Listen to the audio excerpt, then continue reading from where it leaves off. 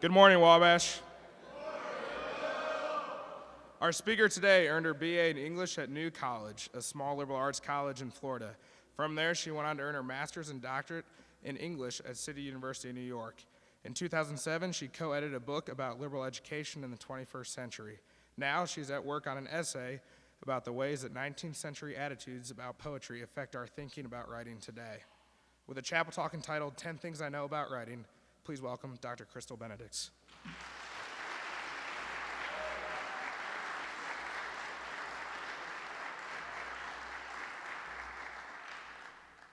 Hello, everybody. Can you hear me in the back? Yeah, good. Thank you all for coming inside on this beautiful day. And thank you to the Sphinx Club for inviting me up here. I'm going to tell you today 10 things that I know about writing. So I want to start by a bit of history. I want to tell you that it's something of a social liability to be known as an English professor. If the people around you at a dinner party find out, they tend to do one of two things. One is they get kind of mad at you, and they start lecturing you about kids these days and how they can't write, and what are we teaching you anyway? And generally kind of hold you responsible for the whole national confusion between ITS and IT''S. And the other thing that they might do is get really scared of you and confess that they have horrible grammar and they don't really know what the subjunctive is. And then they kind of run away and go talk to, a normal person about reality TV. So I've now spent more than a decade being ostracized at dinner parties. So I've had plenty of time to stand by the potted plant and think. And I've also spent the past decade teaching writing at 5 colleges. I've graded thousands of papers. I've explained countless times what a comma splice is. I've seen hundreds of student papers through, from a germ of an idea to a fully formed, spell-checked 10-pager. And since I've been at Wabash, I've listened to countless freshmen tell me that the reason their draft looks like it was written by monkeys is because they were guarding the bench last night. So after all of that, I think I've learned some things about writing, and I want to share 10 of them with you this morning. Okay. I'll start with what other people are saying about you. Thing I know about writing number 1, a lot of people think that college writers are idiots, and they do include Wabash students in that category. Okay. So this is something we've been hearing for as long as there's been formal education. In the 1870s, a Harvard professor launched a study of Harvard seniors' writing. He concluded, quote, "Every year, Harvard graduates a certain number of men, some of them high scholars, whose manuscripts would disgrace a boy of 12, end quote. Around the same time, The Nation quoted another professor complaining about, quote, "the Egyptian darkness in which no small portion of Harvard's undergraduates are sitting," end quote, and suggesting that writing was, quote, "something they ought to have learnt already," end quote. And that's at Harvard in the 19th century, a time we usually think of as a golden age of intellectual purity before TV and Google came along and made us stupid. So apparently, we've always been stupid. Today, almost a century and a half later, we hear the same old tune. This is what an English professor wrote about you 2 years ago, and I want to stress that this is not a Wabash professor.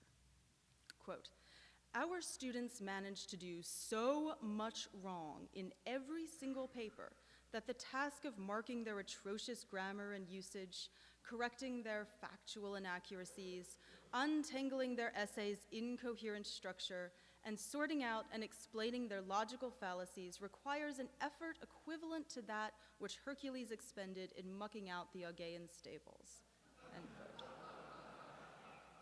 Similarly, another non-Wabash professor recently complained about your, quote, "illiterate and semi-illiterate scribbling," end quote. So, what's wrong with writers today? Are you all just semi-illiterate scribblers?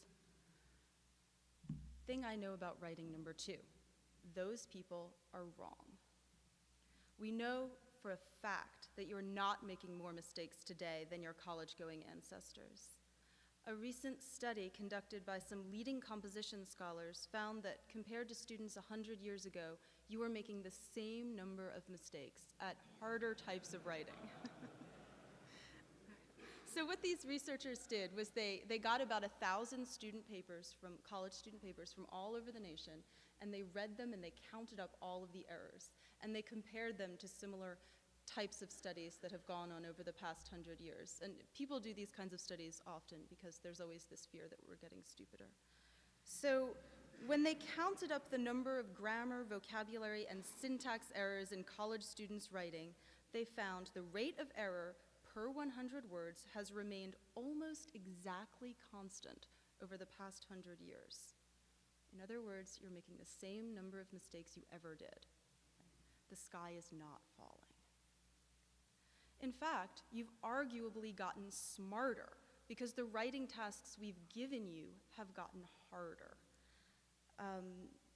Most of the writing we assigned in the 19th and 20th centuries was simple personal narrative or description.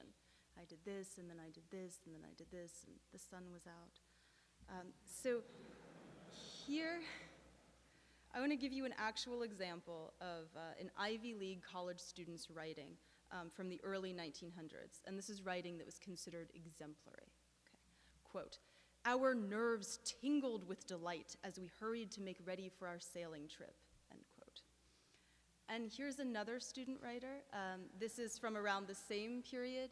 This is a student at the top of his class at Berkeley. Okay. Quote, "There are 3 classes of automobiles to be considered: the high-priced, the medium-priced, and the cheap cars. Each has its advantages and disadvantages," end quote. So try turning in something that lame today. We give harder assignments today. The study I referred to earlier also showed that the majority of assignments given to college students today, instead of being personal narrative or description, are argument and research-based. So we ask you, starting from the first day you get here, to integrate multiple sources, to analyze and critique everything from great books to popular culture. And on top of all that, you're writing more than you used to.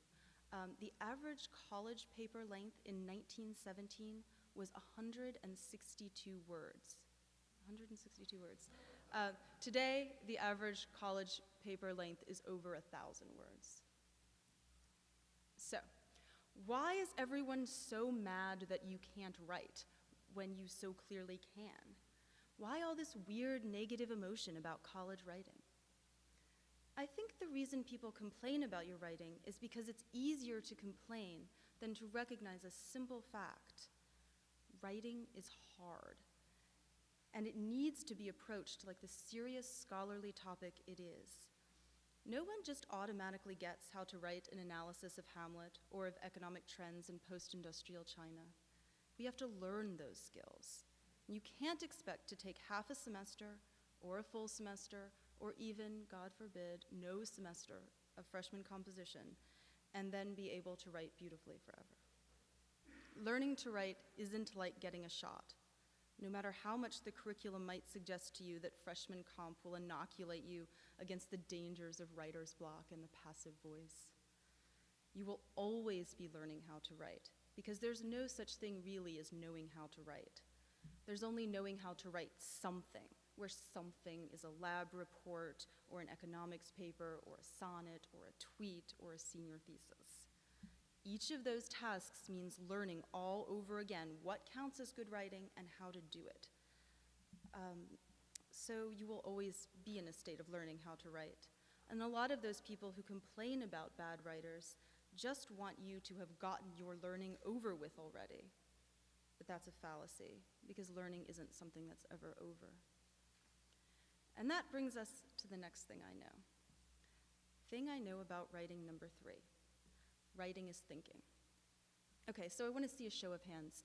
How many of you have ever started writing something and then found you were writing something else totally? Like you wrote yourself into another idea. Good, okay. What happens if you turn the paper in that way with all of these ideas kind of sticking out of it? Bad, yeah. You see a lot of red. Yeah, it's not good. But actually, it's not such a disaster because what you did there is something that your college education is always trying to get you to do. You had a new thought. Writing creates those new thoughts. And when we think of writing, a lot of the times we think of, a ream of pages held together, hopefully by a staple. But that's not writing, that's just a paper. Writing is the sleepless nights that led you up to the paper. It's the boredom, the despair, the angst, shot through with those eureka moments where you think maybe you aren't such an idiot. So what you're doing when you're writing actually is thinking.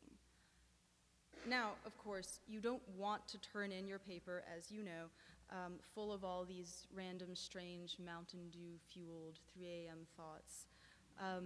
That's the kind of sloppy and, dare I say, ungentlemanly behavior that causes people to complain about your semi-illiterate scribbling. And it's rude to hand a professor a ball of tangled syntax and thought and expect her to sort it out for you. That's why drafting and editing exist. But in your first drafts, in your really early writing, in your raw writing that you would never plan to show to anyone, it's really important that you let those ideas flow. Think through writing. When you're writing, you're giving your ideas, your thoughts, material shape, and that creates new shapes and new dimensions and new directions. Don't fight that alchemy. And that's where power comes from. Okay. Speaking of power, thing I know about writing number 4, writing is a manly art. For centuries, good writing has been aligned with masculine behavior. Think about the words we use to describe good writing. Masterly, strong, forceful, direct, restrained, controlled, powerful, thesis-driven.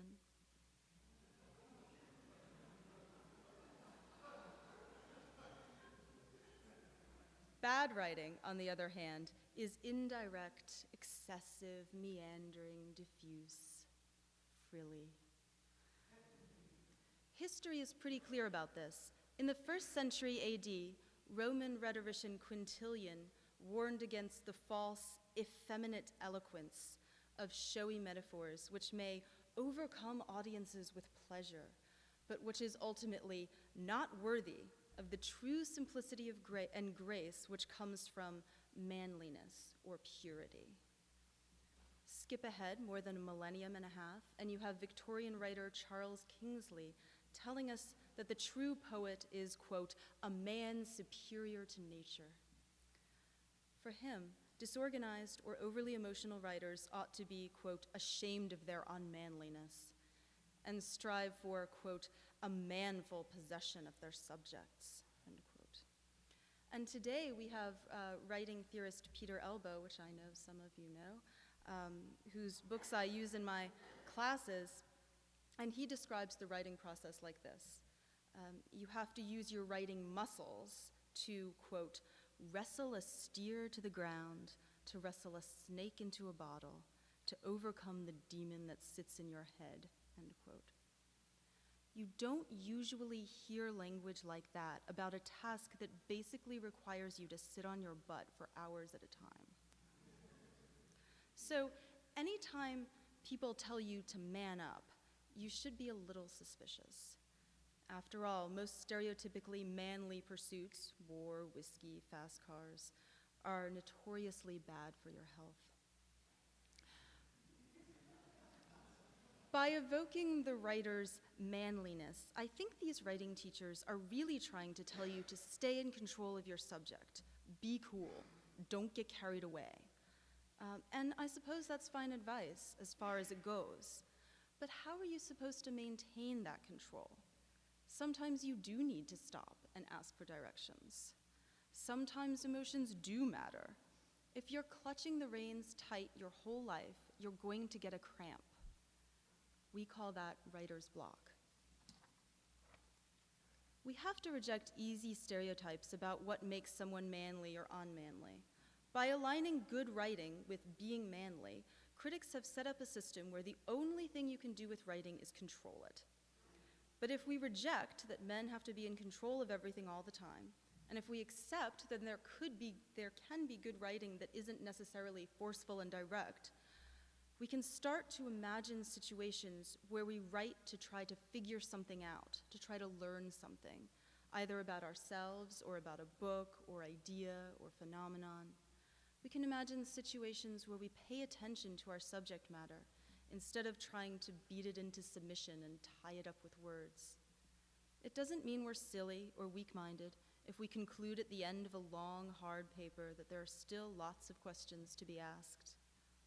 It is no character flaw to head into a paper not knowing exactly what you're going to say and how. As Canadian writer Margaret Atwood warns us, embarking on a writing project is literally losing our way.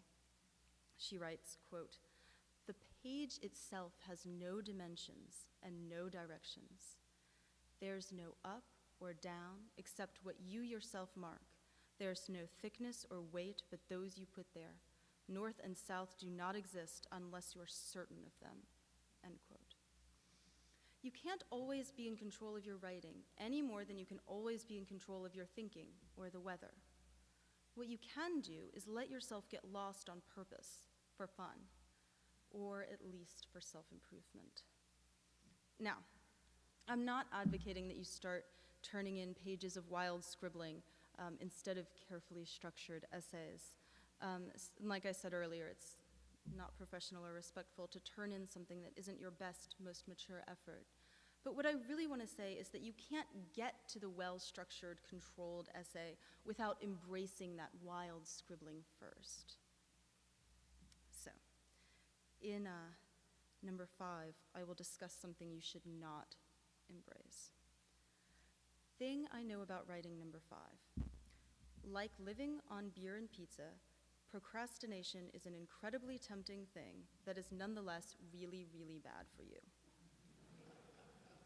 I want to illustrate this point by telling you the story of me as a college writer. So first I was really freaked out and I didn't know what I was doing, but then I got comfortable, and this is how I would write a paper. A, convince friends with a car to go to the all-night diner to do work.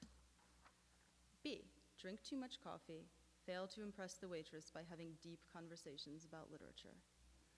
C, head back to the dorm after midnight and vomit all my ideas out on paper, usually not feeling so impressive. D, collapse in bed. E, wake up, staple paper, go to class. Writing scholar Peter Elbow, who I mentioned before, calls this the dangerous method of writing, when we give ourselves no time to draft or revise. And he's right. It is dangerous, because when it fails spectacularly. And failure is inevitable. Really, trust me, it didn't take me long to repent of the error of my ways there. And now, in retrospect, I see that what I was doing was actually trying to avoid sitting down and writing, because sitting down and writing is scary. What I was really doing was cheating myself out of the opportunity to think through my ideas, to improve as a writer and a thinker. Now, so out of fear, I was sabotaging my own progress. And from my perspective, students do this all the time. You put off writing tasks because writing makes people feel stupid and tongue-tied and insecure. And even worse, writing can be really, really boring. You sit there, divine inspiration never comes. It's hard, slow work. You worry that you sound like an idiot. And you think, this must never happen to good writers. Which brings us to thing I know number 6. Thing I know about writing number 6. Good writers write trash, and so should you. I mean that literally. Any decent writer has thrown away, 10 pages for every one that they keep. When I was writing my dissertation, I had this 250-page file, of really good pages. But then I had like this 500-page file of a bog of disastrous stuff. And that worked out great. So, noted American writer Anne Lamott has some advice for the procrastinators, the tongue-tied, and the sufferers from writer's block. She writes, quote, "For me and most of the other writers I know, writing is not rapturous. In fact, the only way I can get anything written at all is to write really, really shitty first drafts." I echo Lamott's advice, write something shitty. Give yourself time and permission to write something that truly stinks. Don't be scared away, work through it. It's the only way that you can actually get to the good stuff. But often we can't see this principle because we're too hung up on getting every word, every sentence, every syntactical choice exactly perfectly right. So we spend all of this time trying to get just the right opening or just the right sentence, or we can't think of the word we want, so we go eat some potato chips. And we end up trying too hard, and we write these terrible, pretentious-sounding sentences with, the passive voice and liberal use of the word whilst, which you really shouldn't use. It doesn't make you sound smart. So while we're all tangled up in grammar questions and floundering around like fish in nets, we're forgetting the next thing that I know about writing, which is number 7, good grammar is not the same thing as good writing. Renaissance scholar Erasmus tells us, quote, "God does not much mind bad grammar, but he does not take any particular pleasure in it," end quote. That strikes me as true. If God smote anyone who ever confused its and its or dangled a preposition, there would be no people in this chapel. And there would be no people in any chapels. As language scholar Joseph Williams reminds us, knowing the difference between who and whom, or a restrictive and non-restrictive clause, is like being able to tell the soup bowl from the finger bowl, or the salad fork from the dinner fork. Getting it right won't get you any special attention, but getting it wrong sure will. So putting your modifiers in the right places is like putting your pants on the right way. And you can be a really nice guy with your pants on backwards, but you will also be that guy with backwards pants. So it is tempting to believe that if we just learn all the rules of grammar, figure out once and for all the difference between lay and lie and that and which, learn our way around a resumptive modifier, if we do all that, then we'll be fine writers. But that's not true, any more than it's true that good dressers are the best people. Which is to say, it is a little true, but only a little, and only on the surface. So students are always turning into me papers filled with grammatical mistakes.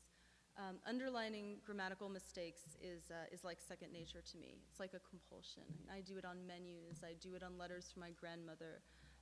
I can't help it. And being the grammar police is part of my job. But I always feel like I haven't taught the right thing when a student revises his paper, but really all he's done is gone and fixed up all the comma splices. And it is true that the world needs fewer comma splices. And that's fewer, not less, because comma splices is a countable noun. Okay.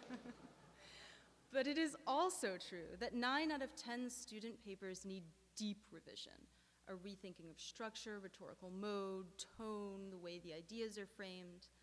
And that's why I tell all of my students to go to the Writing Center rather than just having a friend, edit their paper before they turn it in, because the tutors there are trained to help think of those big picture, holistic kinds of ideas.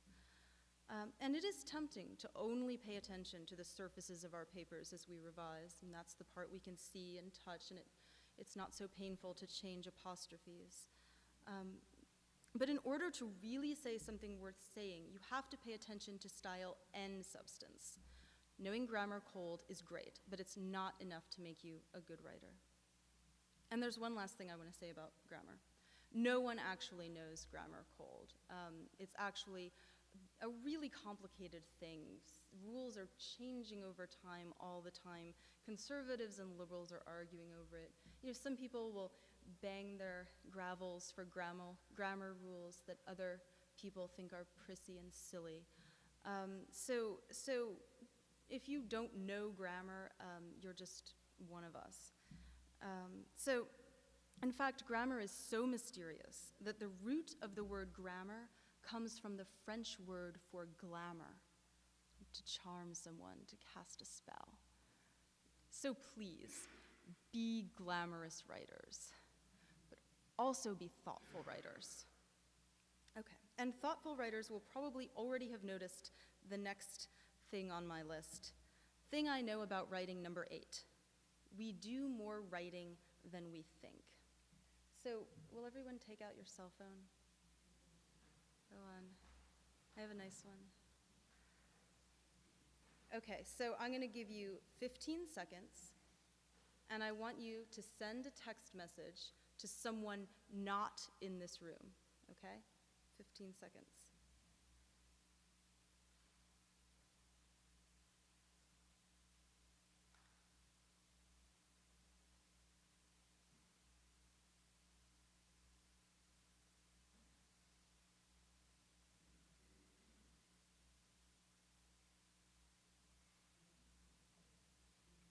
All right.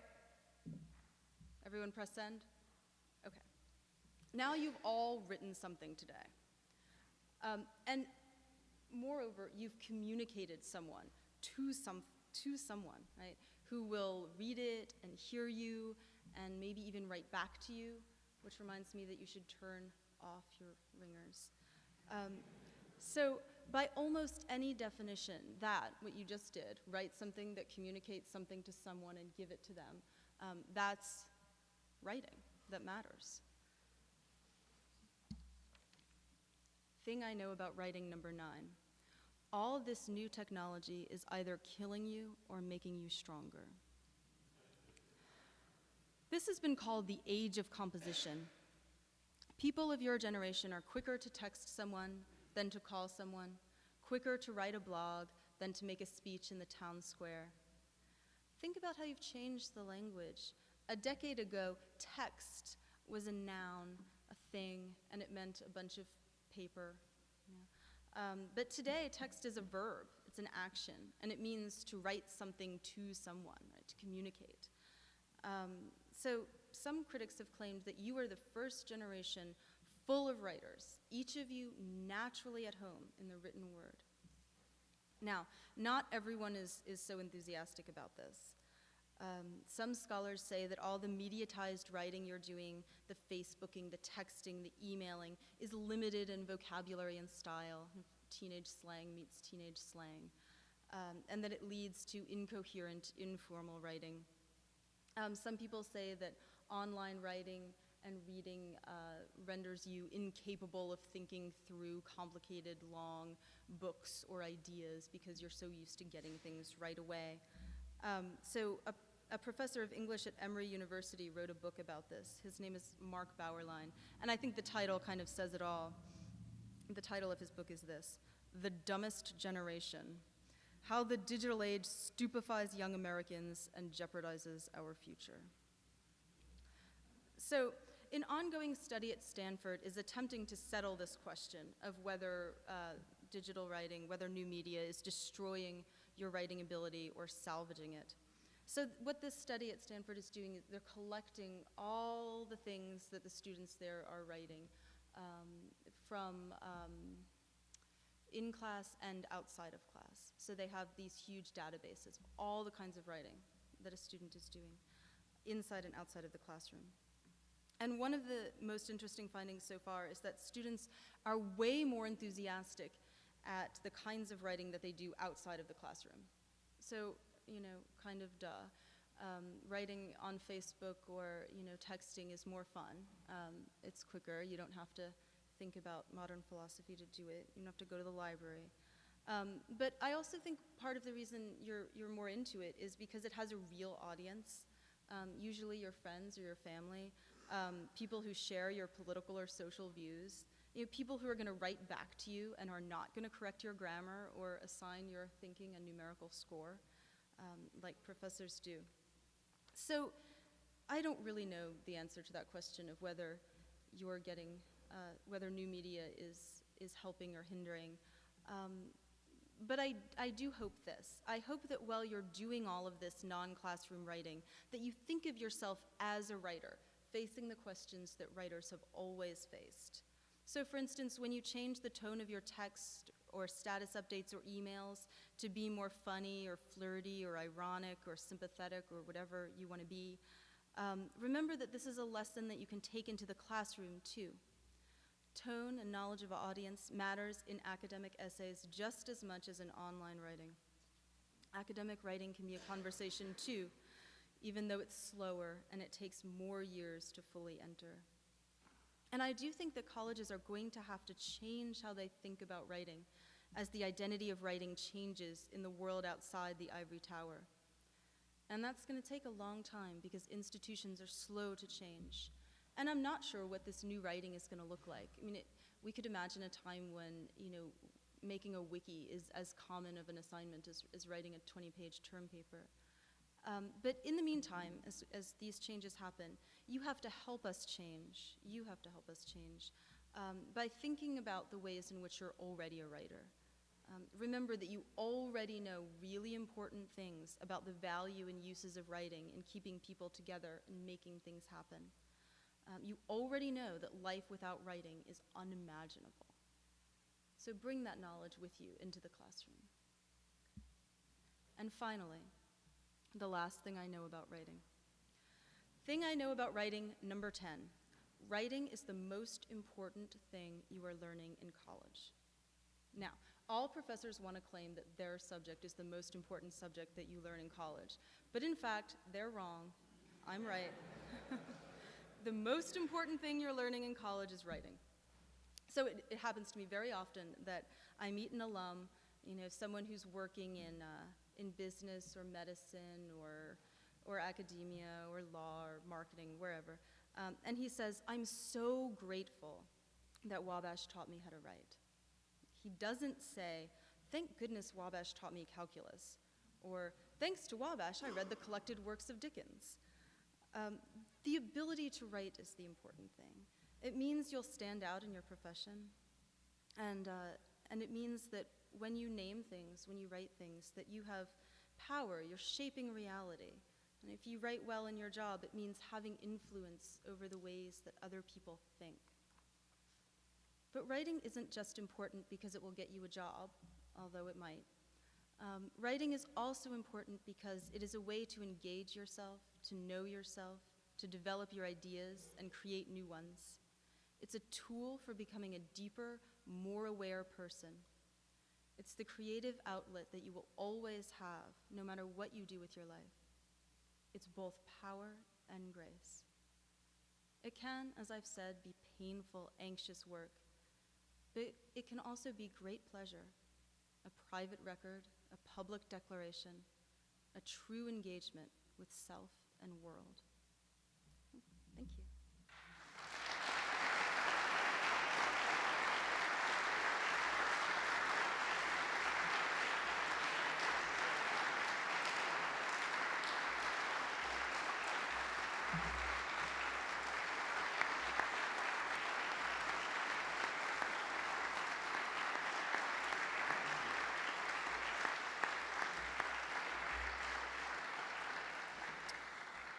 Couple quick announcements. Baseball has 4 games this weekend at Mud Hollow against Robert Morris College. 2 games will be tomorrow starting at 2 p.m., and the other 2 will be Saturday starting at noon. Tennis also has a couple home matches Saturday. First one at 9 a.m. against Denison, the second one at 3 p.m. against Calvin. Let's all rise and sing Old Wabash.